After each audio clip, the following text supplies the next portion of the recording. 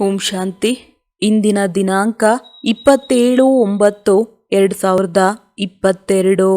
ಮಧುರ ಮಕ್ಕಳೇ, ಎಂದು ಮತಭೇದದಲ್ಲಿ ಬಂದು ವಿದ್ಯೆಯನ್ನು ಬಿಡಬೇಡಿ. ವಿದ್ಯೆಯನ್ನು ಬಿಡುವುದರಿಂದ ಮಾಯಾ ಹೆಬ್ಬಾವಿನ ಹೊಟ್ಟೆಯಲ್ಲಿ ಹೋಗುವಿರಿ. ಪ್ರಶ್ನೆ: ಇದು ಸಾಮಾನ್ಯವಾದ ಸತ್ಸಂಗ ಅಲ್ಲದ ಕಾರಣ ಯಾವ ಮಾತಿನಲ್ಲಿ ತಂದೆಯ ಮಕ್ಕಳಿಗೆ ಬಾರಿ ಬಾರಿಗೂ ಎಚ್ಚರಿಕೆ ಕೊಡುತ್ತಾರೆ? ಉತ್ತರ: ಇದು ಜಗತ್ತಿನ ಸತ್ಸಂಗದ ಹಾಗೆ ಅಲ್ಲ. ಇಲ್ಲಿ ಎಂತೂ ಪಾವನ ಆಗುವ ಶಿಕ್ಷಣ ಸಿಗುತ್ತದೆ. ಪಾವನ ಆಗುವುದರಲ್ಲಿ ಮಾಯೆಯ ವಿಘ್ನ ಬರುತ್ತವೆ. ಆದ್ದರಿಂದ ಬಾಬಾ ಬಾರಿ ಬಾರಿಗೂ ಎಚ್ಚರಿಕೆ ಕೊಡಬೇಕಾಗುತ್ತದೆ. ಮಕ್ಕಳೇ, ಏನೇ ಆಗಲಿ ನೀವು ದುಃಖ, ಸುಖ, ನಿಂದನೆ, ಸ್ತುತಿ ಕೇಳಿ ವಿದ್ಯೆಯನ್ನು ಎಂದೂ ಬಿಡಬೇಡಿ. ನಿಮ್ಮನ್ನು ನೀವು ಎಲ್ಲ ತಿಳಿದವರು ಎಂದು ತಿಳಿದು ಯಾರ ನಿಂದನೆಯನ್ನು ಮಾಡಬೇಡಿ. ಮಾಯೆ ಬಹಳ ಚಂಚಲ ಆಗಿದೆ. ತಂದೆಯಿಂದ ಮುನಿಸಿಕೊಂಡು ವಿದ್ಯೆಯನ್ನು ಬಿಟ್ಟರೆ ಮಾಯೆ ತಲೆ ತಿರುಗಿಸಿ ಬಿಡುತ್ತದೆ, ಗ್ರಹಚಾರ ಕುಳಿತು ಬಿಡುತ್ತದೆ. ಆದ್ದರಿಂದ ಶ್ರೀಮತ ಪಡೆಯುತ್ತೀರಿ. ಬಾಪ್ತಾದ ಅವರ ಸಲಹೆ ಬಗ್ಗೆ ಎಂದು ಟೀಕೆ ಟಿಪ್ಪಣೆ ಮಾಡಬೇಡಿ. ಗೀತೆ: ಸತ್ತರೂ ನಿನ್ನ ಮಡಿಲಿನಲ್ಲಿ. ಓಂ ಶಾಂತಿ. ಮಕ್ಕಳು ಹೇಳುತ್ತಾರೆ, ನಾವು ನಿಮ್ಮವರಾದೆವು ಅಂದಾಗ ಈ ಹಳೆಯ ಜಗತ್ತು ಸಮಾಪ್ತಿ ಆಗುತ್ತದೆ. ಇದನ್ನು ಮಕ್ಕಳು ತಿಳಿದುಕೊಂಡಿದ್ದಾರೆ. ಇದು ಬೇಹದ್ದಿನ ರಾವಣನ ಲಂಕೆ ವಿನಾಶ ಆಗಲಿದೆ. ಸಿಲೋನ ಲಂಕಾ ಎಂದು ಹೇಳುತ್ತಾರೆ, ಅದು ಪೂರ್ಣ ಸುಳ್ಳಾಗಿದೆ. ಸಿಲೋನ ಸಮುದ್ರದ ಮಧ್ಯೆ ಒಂದು ದ್ವೀಪ ಆಗಿದೆ. ಬೇಹದ್ದಿನ ತಂದೆ ಹೇಳುತ್ತಾರೆ, ಈ ಜಗತ್ತು ಸಮುದ್ರದ ಮೇಲೆ ಇದೆ, ಸುತ್ತಲೂ ಸಮುದ್ರ ಇದೆ. ವಾಸ್ಕೋಡಿಗಾಮ ಸುತ್ತು ಹಾಕಿ ಬಂದಾಗ ಭೂಮಿ ನೀರಿನ ಮೇಲೆ ನಿಂತಿರುವುದು ಗೊತ್ತಾಯಿತು. ದ್ವೀಪ ಆಯಿತಲ್ಲವೇ? ಇದು ಬೇಹದ್ದಿನ ಉಪಸಾಗರ ಆಗಿದೆ. ರಾವಣನ ರಾಜ್ಯ ಇಡೀ ಬೇಹದ್ದಿನ ದ್ವೀಪದ ಮೇಲಿದೆ. ಇದು ಬೇಹದ್ದಿನ ಲಂಕೆ ಆಗಿದೆ, ಕೇವಲ ಸಿಲೋನ ಅಲ್ಲ. ಆ ಸಮಯ ಈಗಿನದ್ದಾಗಿದೆ. ಶಾಸ್ತ್ರಗಳಲ್ಲಿ ಎಷ್ಟು ಸುಳ್ಳು ಹೇಳಿದ್ದಾರೆ. ಹೀಗೆ ನಡೆದಿರಬಹುದು ಎಂದು ನಾವು ತಿಳಿದುಕೊಂಡಿದ್ದೆವು. ಏನೂ ಯೋಚನೆ ನಡೆಯುತ್ತಿರಲಿಲ್ಲ. ವಿಚಾರಗಳು ಬಂದರೆ ತಾನೇ ಯೋಚನೆ ಮಾಡುವುದು. ಬುದ್ಧಿಗೆ ಬೀಗ ಹಾಕಿತ್ತು. ಈಗ ಬುದ್ಧಿಯ ಬೀಗ ತೆರೆದಿದೆ. ಮನುಷ್ಯರು ತಿಳಿಯುತ್ತಾರೆ. ಕೋತಿಗಳ ಸೈನ್ಯ ಸೇರಿಸಿದ್ದರು, ಕಲ್ಲು ಎತ್ತಿದರು, ಸೇತುವೆ ಕಟ್ಟಿದ್ದರು, ಬೆಂಕಿ ಹಚ್ಚಿದ್ದರು. ಏನೆಲ್ಲ ಮಾತುಗಳನ್ನು ಬರೆದಿದ್ದಾರೆ. ಈ ಸಮಯದಲ್ಲಿ ಇಡೀ ಪ್ರಪಂಚಕ್ಕೆ ಬೆಂಕಿ ಹತ್ತಲಿದೆ. ಈ ಭಾರತ ಅವಿನಾಶಿ ತಂದೆಯ ಅವಿನಾಶಿ ಜನ್ಮಭೂಮಿ ಆಗಿದೆ. ಆದ್ದರಿಂದ ಇದಕ್ಕೆ ಅವಿನಾಶಿ ಖಂಡ ಎಂದು ಹೇಳಲಾಗುತ್ತದೆ. ಭಾರತ ಪ್ರಾಚೀನ ಆಗಿದೆ. ಇದು ನಿಮ್ಮ ಬುದ್ಧಿಯಲ್ಲಿ ಕುಳಿತಿದೆ. ಭಾರತ ನಿಜವಾಗಿಯೂ ಅವಿನಾಶಿ ಖಂಡ ಆಗಿದೆ. ಇನ್ನುಳಿದ ಖಂಡಗಳು ವಿನಾಶ ಜ್ವಾಲೆಯಲ್ಲಿ ಸಮಾಪ್ತಿ ಆಗುತ್ತವೆ. ಈ ವಿನಾಶ ಜ್ವಾಲೆ ಈ ಯಜ್ಞದಿಂದ ಪ್ರಜ್ವಲಿತ ಆಗಿದೆ. ಯುದ್ಧ ಇಲ್ಲಿಂದ ಆರಂಭ ಆಗಿದೆ. ಈಗಂತೂ ಇವು ಸಣ್ಣ ಸಣ್ಣ ರಿಹರ್ಸಲ್ಸ್ ಆಗಿದೆ. ಇಡೀ ಜಗತ್ತಿನಲ್ಲಿ ರಾವಣನ ರಾಜ್ಯ ಇದೆ ಎಂದು ನಿಮ್ಮ ಬುದ್ಧಿಯಲ್ಲಿದೆ. ಇದರ ಅಂತ್ಯ ಈಗ ಇದೆ ಮತ್ತು ರಾಮರಾಜ್ಯದ ಆದಿ ಆಗಿದೆ. ಈ ಮಾತುಗಳು ಅನ್ಯ ಯಾರ ಬುದ್ಧಿಯಲ್ಲೂ ಬರಲು ಸಾಧ್ಯ ಇಲ್ಲ. ನೀವು ಸ್ವಲ್ಪ ಬ್ರಾಹ್ಮಣರು ಮಾತ್ರ ತಿಳಿದುಕೊಂಡಿರುವಿರಿ. ಈಗ ಈ ಜಗತ್ತು ಸಮಾಪ್ತ ಆಗುತ್ತದೆ ಎಂದು ತಿಳಿದುಕೊಂಡಿರುವಿರಿ. ನಾವು ತಂದೆಯ ಕೊರಳಿನ ಹಾರ ಆಗುತ್ತೇವೆ. ನಂತರ ಹೊಸ ಜಗತ್ತಿನಲ್ಲಿ ಬರುತ್ತೇವೆ. ಪ್ರಪಂಚದ ಇತಿಹಾಸ, ಭೂಗೋಳ ಪುನಃ ಪುನರಾವರ್ತನೆ ಆಗುತ್ತದೆ. ಈ ಚಕ್ರ ಎಷ್ಟು ಚೆನ್ನಾಗಿದೆ. ಕಲಿಯುಗ ಅಂತ್ಯ ಮತ್ತು ಸತ್ಯಯುಗದ ಆದಿ. ಈ ಸಮಯದಲ್ಲಿ ಎಲ್ಲ ಧರ್ಮಗಳು ಅವಶ್ಯ ಇವೆ. ಇತಿಹಾಸ ಪುನರಾವರ್ತನೆ ಆಗಲೇಬೇಕು. ಅಂದರೆ ಕಲಿಯುಗದ ನಂತರ ಸತ್ಯುಗ ಅವಶ್ಯ ಬರಲೇಬೇಕು.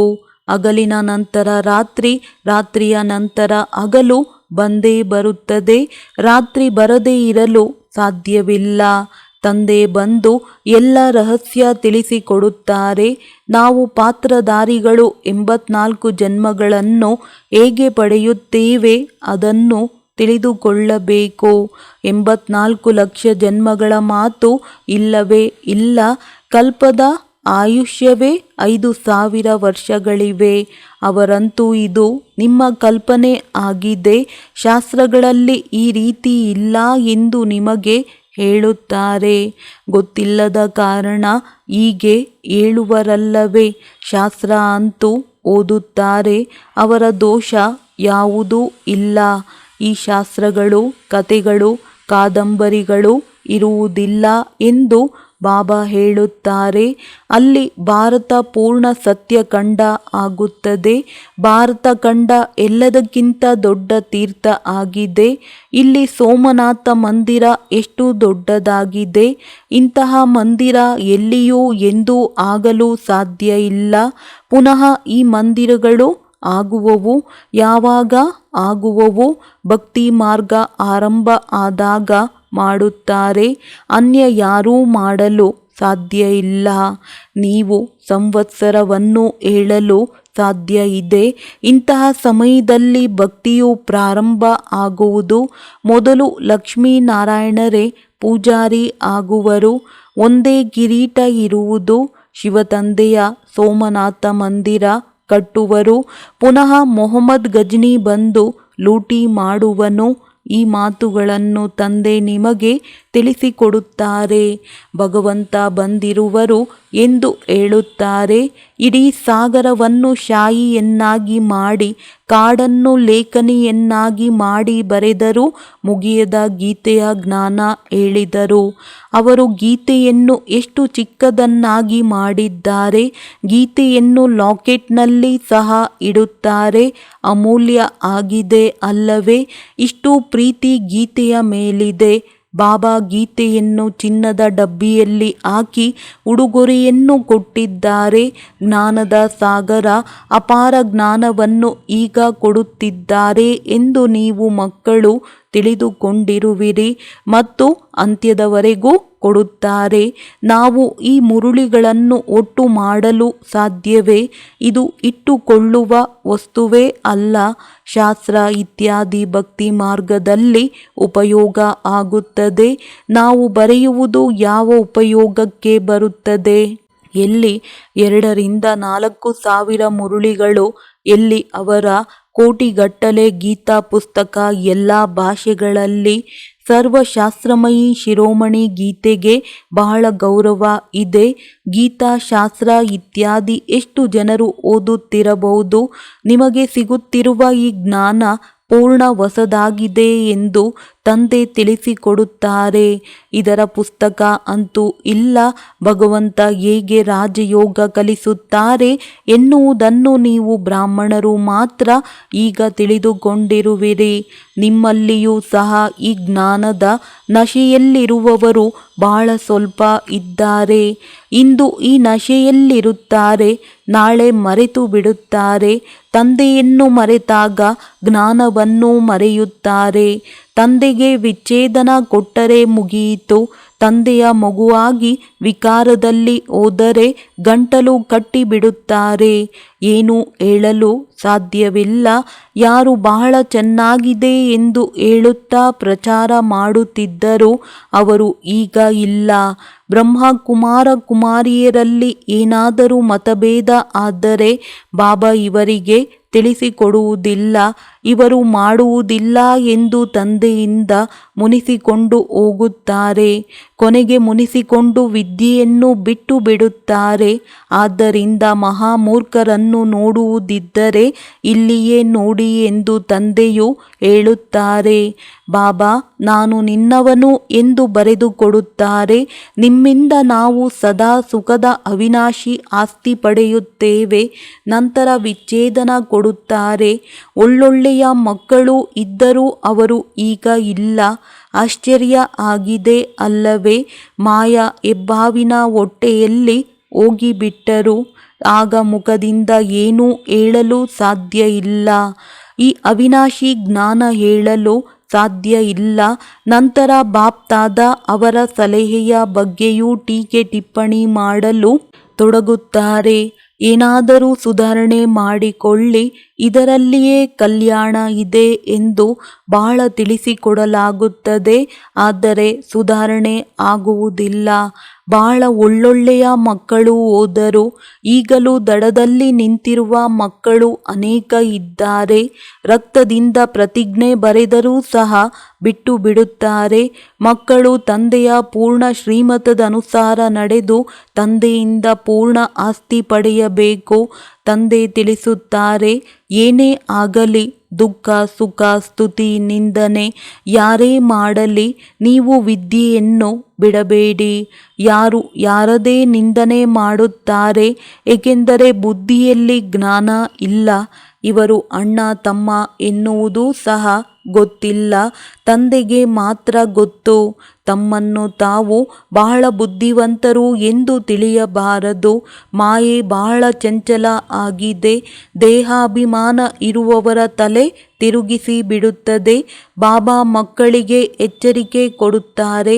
ಶ್ರೀಮತದಂತೆ ನಡೆಯದಿದ್ದರೆ ಮಾಯೆ ಯಾವಾಗಲಾದರೂ ದಾಳಿ ಮಾಡುತ್ತದೆ. ಇದೇನು ಸಾಮಾನ್ಯವಾದ ಸತ್ಸಂಗವೇ? ನೀವು ಎಷ್ಟು ಧೈರ್ಯದಿಂದ ತಿಳಿಸಿಕೊಡುತ್ತೀರಿ. ಈ ಸೃಷ್ಟಿಯ ಚಕ್ರ ಹೇಗೆ ತಿರುಗುತ್ತದೆ? ಹೇಗೆ ನೀವು ಸ್ವದರ್ಶನ ಚಕ್ರಧಾರಿ ಆಗಿದ್ದೀರಿ? ತಂದೆ ಹೇಳುತ್ತಾರೆ, ಬ್ರಾಹ್ಮಣ ಕುಲಭೂಷಣರು ಸ್ವದರ್ಶನ ಚಕ್ರಧಾರಿ ಆಗಿರುವರು. ಶಂಖ ಚಕ್ರ ಗದಾ ದಾರಿ ನಿಮಗೆ ಹೇಳಲಾಗುತ್ತದೆ. ದೇವತೆಗಳ ಮಹಿಮೆಯನ್ನು ತಮ್ಮ ಮಕ್ಕಳಿಗೆ ಕೊಟ್ಟು ಬಿಟ್ಟಿದ್ದಾರೆ ಎಂದು ಅವರು ಹೇಳುತ್ತಾರೆ. ತಂದೆ ಹೇಳುತ್ತಾರೆ, ಏ ಸ್ವದರ್ಶನ ಚಕ್ರಧಾರಿ, ಏ ಕಮಲ ಪುಷ್ಪ ಸಮಾನ ಪವಿತ್ರ ಆಗುವವರೇ, ಏ ಗದಾಧಾರಿಗಳೇ, ಇದನ್ನು ತಂದೆ ತಿಳಿಸಿಕೊಡುತ್ತಾರೆ. ಜಗತ್ತಿಗೇನು ಗೊತ್ತು? ಸರ್ವರ ಸದ್ಗತಿದಾತ ಒಬ್ಬರೇ ಎಂದು ಹೇಳುತ್ತಾರೆ. ಜ್ಞಾನ ಅಂಜನ ಸದ್ಗುರು ಕೊಟ್ಟರು, ಅರ್ಥಾತ್ ಬ್ರಹ್ಮನ ರಾತ್ರಿ ಸಮಾಪ್ತಿಯಾಯಿತು ಎಂದು ಗಾಯನ ಇದೆ. ಜ್ಞಾನ ಸೂರ್ಯ ಪ್ರಕಟ ಆದರೂ ಬ್ರಹ್ಮನ ರಾತ್ರಿ ಪೂರ್ಣ ಆಯಿತು. ನಂತರ ಹಗಲು ಶುರುವಾಯಿತು. ಪರಂಪಿತ ಪರಮಾತ್ಮ ಬ್ರಹ್ಮನ ಮೂಲಕ ಹೊಸ ಜ್ಞಾನ ಕೊಟ್ಟಿದ್ದಾರೆ. ಮೊದಲು ನಿಮಗೆ ಏನೂ ಗೊತ್ತಿರಲಿಲ್ಲ. ಆತ್ಮನನ್ನಾಗಲಿ ಪರಮಾತ್ಮನನ್ನಾಗಲಿ ರಚಯಿತನನ್ನು ಅಥವಾ ರಚನೆಯನ್ನಾಗಲಿ ತಿಳಿದುಕೊಂಡಿರಲಿಲ್ಲ. ಪೂರ್ಣ ತುಚ್ಛ ಬುದ್ಧಿ ಆಗಿದ್ದೀರಿ. ನಿಮ್ಮನ್ನು ಏನನ್ನಾಗಿ ಮಾಡಿದೆ? ನೀವು ಸ್ವರ್ಗದ ಮಾಲೀಕರಾಗಿದ್ದೀರಿ. ನಂತರ 84 ಜನ್ಮ ಪಡೆಯುತ್ತಾ ಅಂತ್ಯ ಅಂತೂ ಬರುತ್ತದೆ ಅಲ್ಲವೇ? ಪರಂಪಿತ ಪರಮಾತ್ಮ ಸ್ವರ್ಗದ ರಚಯಿತ ಅಂದ ಮೇಲೆ ನಾವು ಏಕೆ ಸ್ವರ್ಗದಲ್ಲಿ ಇಲ್ಲ ಎಂದು ವಿವೇಕ ಹೇಳುತ್ತದೆ. ದೇವಿ ದೇವತೆಯರು ಇರುವಂತಹ ಸ್ವರ್ಗದ ರಚನೆಯನ್ನು ಭಗವಂತನೇ ಮಾಡಿದ ಎನ್ನುವುದು ಮನುಷ್ಯರ ಬುದ್ಧಿಯಲ್ಲಿ ಬರುವುದಿಲ್ಲ. 5000 ವರ್ಷಗಳ ಮೊದಲು ಸ್ವರ್ಗ ಇತ್ತು. ಈಗ ಪುನಃ ಭಗವಂತ ಬಂದಿರುವರು ಸ್ವರ್ಗದ ಸ್ಥಾಪನೆ ಮಾಡಲು. ಈ ಮಾತುಗಳು ಸರಿಯಾಗಿ ಬುದ್ಧಿಯಲ್ಲಿ ಇದ್ದರೆ ಅದೇ ದೊಡ್ಡ ಸೌಭಾಗ್ಯ. ಮಾಯೆ ಎಂತಹದ್ದು ಎಂದರೆ ಸ್ವಲ್ಪವೂ ಪುರುಷಾರ್ಥ ಮಾಡಲು ಬಿಡುವುದಿಲ್ಲ. ಮೂಗು ಹಿಡಿದು ಏಟು ಕೊಟ್ಟು ಪೂರ್ಣ ಪ್ರಜ್ಞಾಹೀನ ಮಾಡಿಬಿಡುತ್ತದೆ. ಬಾಕ್ಸಿಂಗ್ ಆಗಿದೆ ಅಲ್ಲವೇ? ಬಾಬಾ ಹೇಳುತ್ತಾರೆ, ಮಾಯೆ 1 ಸೆಕೆಂಡಿನಲ್ಲಿ ಬೀಳಿಸಿ ಬಿಡುತ್ತದೆ. ಸೆಕೆಂಡಿನಲ್ಲಿ ಜೀವನ್ಮುಕ್ತಿಯಿಂದ ಸೆಕೆಂಡ್ನಲ್ಲಿ ಜೀವನ ಬಂಧನದಲ್ಲಿ ತರುತ್ತದೆ. ವಿಚ್ಛೇದನ ಕೊಟ್ಟು ಬಿಡುತ್ತಾರೆ. ಮುಗಿಯಿತು, ನಿಶ್ಚಯ ಆಯಿತು, ರಾಜ್ಯ ಪಡೆಯಿರಿ. ಸಂಶಯ ಬಂತು ಅಂದರೆ ಮುಗಿಯಿತು. ಬಹಳ ಆಶ್ಚರ್ಯದ ಆಟ ಆಗಿದೆ. ಬಾಬಾ ಹೇಳುತ್ತಾರೆ, ಅಮೃತ ವೇಳೆಯಲ್ಲಿ ಎದ್ದು ವಿಚಾರ ಸಾಗರ ಮಂಥನ ಮಾಡಿರಿ. ಇನ್ನು ಇಡೀ ದಿನದಲ್ಲಿ ಸಮಯ ಸಿಗುವುದಿಲ್ಲ. ರಾತ್ರಿಯಂತೂ ವಾಯುಮಂಡಲ ಕೆಟ್ಟದಾಗಿರುತ್ತದೆ. ಭಕ್ತಿಯನ್ನು ಬೆಳಗ್ಗೆ ಎದ್ದು ಮಾಡುತ್ತಾರೆ. ಬಾಬಾ 1-2 ಗಂಟೆಗೆ ಎದ್ದು ಮುರುಳಿ ಬರೆಯುತ್ತಿದ್ದರು ಮತ್ತು ನೀವು ಅದನ್ನು ಓದಿ ಕ್ಲಾಸ್ ಮಾಡುತ್ತಿದ್ದಿರಿ. ಎನ್ನುವುದು ನಿಮಗೆ ಗೊತ್ತಿದೆ. ನಂತರ ಬಾಬಾ ಕುಳಿತು ಕೇಳುತ್ತಿದ್ದರು, ಹೇಗೆ ಮುರುಳಿ ಓದುತ್ತಾರೆ. ಇದೆಲ್ಲವೂ ಶಿವಬಾಬಾ ಅವರದ್ದೇ ಕಮಾಲಾಗಿತ್ತು. ಎಷ್ಟು ಒಳ್ಳೊಳ್ಳೆಯ ಮಕ್ಕಳಿದ್ದರೂ ಹೋಗಿಬಿಟ್ಟರು. ಮಾಯೆ ಪೂರ್ಣ ಶಾಪಿತರನ್ನಾಗಿ ಮಾಡಿತು. ತಂದೆಯಂತೂ ಆಸ್ತಿ ಕೊಡುತ್ತಾರೆ ಅಂದ ಮೇಲೆ ಮಕ್ಕಳು ಚೆನ್ನಾಗಿ ಪುರುಷಾರ್ಥ ಮಾಡಿ ಆಸ್ತಿ ಪಡೆಯಬೇಕು. ಸ್ವಯಂ ಸಹ ಚೆನ್ನಾಗಿ ತಿಳಿದುಕೊಂಡಿದ್ದಾರೆ. ತಂದೆಯೂ ತಿಳಿದುಕೊಂಡಿದ್ದಾರೆ. ತಂದೆಯ ಕೈ ಬಿಟ್ಟು ಬಿಡುತ್ತಾರೆ. ಆಗ ಏನು, ನೀವು BK ಅವರನ್ನು ಬಿಟ್ಟು ಬಿಟ್ಟಿರಿ. ನಿಮಗೆ ನಿಶ್ಚಯ ಇತ್ತು ನಾವು ಬೇಅದ್ದಿನ ಆಸ್ತಿ ಪಡೆಯುತ್ತೇವೆ ಎಂದು. ಈಗ ನೀವು ಮುರುಳಿಯನ್ನು ಕೇಳಲು ಹೋಗುವುದಿಲ್ಲ ಎಂದು ಎಲ್ಲರೂ ಕೇಳುತ್ತಾರೆ. ಆಗ ತಂದೆಯನ್ನೂ ಸಹ ನೆನಪು ಮಾಡುವುದಿಲ್ಲ. ಇಂತಹ ದುರ್ಗತಿ ಯಾವ ಮಗುವಿಗೂ ಆಗಬಾರದು. ಈ ಮಗು ಬಹಳ ಕೆಟ್ಟು ಹೋಗಿದ್ದಾರೆ ಎಂದು ತಂದೆಯು ತಿಳಿದುಕೊಳ್ಳುತ್ತಾರೆ. ಒಳ್ಳೆಯ ಮಕ್ಕಳು ಸಹ ಸಂಘ ದೋಷದಲ್ಲಿ ಬಂದು ಕೆಡುತ್ತಾರೆ. ಫಸ್ಟ್ ಕ್ಲಾಸ್ ಮಕ್ಕಳು ಮಾತ್ರ ವಿಜಯ ಮಾಲೆಯ ಮಣಿ ಆಗುತ್ತಾರೆ. ಕೆಲವು ಮಕ್ಕಳು ಬರೆಯುತ್ತಾರೆ, ಬಾಬಾ ನಾವು ನಿಮ್ಮ ಮಾಲೆಯ ಮಣಿ ಅವಶ್ಯ ಆಗುತ್ತೇವೆ. ಬಾಬಾ ಹೇಳುತ್ತಾರೆ, ನೀವು ಆಗಿರಿ. ಅಹೋ ಸೌಭಾಗ್ಯ. ಬಾಬಾ ಸಹ ಚಲನೆಯಿಂದ ತಿಳಿದುಕೊಳ್ಳುತ್ತಾರೆ. ಸೇವೆಯಿಂದ ಮಕ್ಕಳ ಪ್ರಾಮಾಣಿಕತೆ ಮತ್ತು ಆಜ್ಞಾಕಾರಿ ಆಗಿರುವುದು ಸಿದ್ಧ ಆಗುತ್ತದೆ. ಅತ್ಯಂತ ಮಧುರ ಆಗಬೇಕು. ಸನ್ಮುಖದಲ್ಲಿ ಕೇಳುವುದರಿಂದ ವೈರಾಗ್ಯ ಬರುತ್ತದೆ. ಈ ರೀತಿ ಎಂದೂ ಮಾಡುವುದಿಲ್ಲ, ಹೀಗೆ ಮಾಡುತ್ತೇವೆ. ಇಲ್ಲಿಂದ ಹೊರಗೆ ಹೋದರೆ ಸಾಕು, ಎಲ್ಲ ಮುಗಿಯಿತು. ಎಲ್ಲವನ್ನೂ ಮರೆತು ಬಿಡುತ್ತಾರೆ. ಎಷ್ಟು ಆಶ್ಚರ್ಯದ ಮಾತಾಗಿದೆ. ಬಾಬಾರವರಿಗೆ ಹಗಲು ರಾತ್ರಿ ವಿಚಾರ ನಡೆಯುತ್ತದೆ. ಪ್ರೊಜೆಕ್ಟರ್ನಲ್ಲಿ ಸೃಷ್ಟಿ ಚಕ್ರದ ಚಿತ್ರ ಎಷ್ಟು ದೊಡ್ಡದಾಗಿ ಕಾಣಬೇಕೆಂದರೆ ಜನರಿಗೆ ದೂರದಿಂದ ಓದಲು ಬರಬೇಕು. ದೊಡ್ಡ ಗೋಡೆಗಳ ಮೇಲೆ ದೊಡ್ಡದಾಗಿ ಕಾಣಿಸಬೇಕು, ಸ್ಪಷ್ಟ ಆಗಿರಬೇಕು.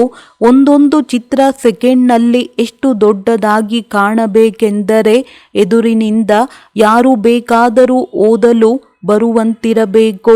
2 ಗೋಲಗಳು ಸಹ ಕಾಣಿಸಬೇಕು. ಇಲ್ಲಿಂದ ಭಕ್ತಿ ಮಾರ್ಗ ಆರಂಭ ಆಗುತ್ತದೆ. ಮೊದಲು ಅವ್ಯಭಿಚಾರಿ ಭಕ್ತಿ, ನಂತರ ವ್ಯಭಿಚಾರಿ ಭಕ್ತಿ. ಬ್ರಹ್ಮ ಶಿವಬಾಬಾ ಅವರ ಸುಪುತ್ರ ಆಗಿರುವರು. ಬ್ರಹ್ಮ ಅವರನ್ನು ಯಾರಾದರೂ ಪ್ರಶ್ನೆ ಕೇಳಿದರೆ ಉತ್ತರ ಕೊಡಲು ಸಾಧ್ಯ ಇಲ್ಲವೇ? ಶಿವಬಾಬಾರವರಂತೂ ಬಲ್ಲರು. ಆದರೆ ನಾನು ತಿಳಿಸಲು ಸಾಧ್ಯ ಇದೆ ಅಲ್ಲವೇ? ಬಾಬಾರವರು ಬಲಭುಜವನ್ನಾಗಿ ಮಾಡಿಕೊಂಡಿದ್ದಾರೆ. ಏನಾದರೂ ತಿಳಿದುಕೊಂಡಿರಬೇಕಲ್ಲವೇ?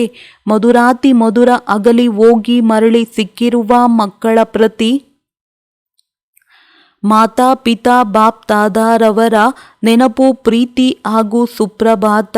ಆತ್ಮಿಕ ಮಕ್ಕಳಿಗೆ ಆತ್ಮಿಕ ತಂದೆಯ ನಮಸ್ತೆ. ಧಾರಣೆಗಾಗಿ ಮುಖ್ಯ ಸಾರ. ಅಮೃತ ವೇಳೆಯಲ್ಲಿ ಎದ್ದು ವಿಚಾರ ಸಾಗರ ಮಂಥನ ಮಾಡಿರಿ. ಸಂಶಯ ಬುದ್ಧಿಯಾಗಿ ಸಂಘ ದೋಷದಲ್ಲಿ ಬಂದು ಎಂದೂ ವಿದ್ಯೆಯನ್ನು ಬಿಡಬಾರದು. ಮಾಲೆಯ ಮಣಿ ಆಗಲು ಪ್ರಾಮಾಣಿಕರು, ಆಜ್ಞಾಕಾರಿಗಳು ಆಗಬೇಕು.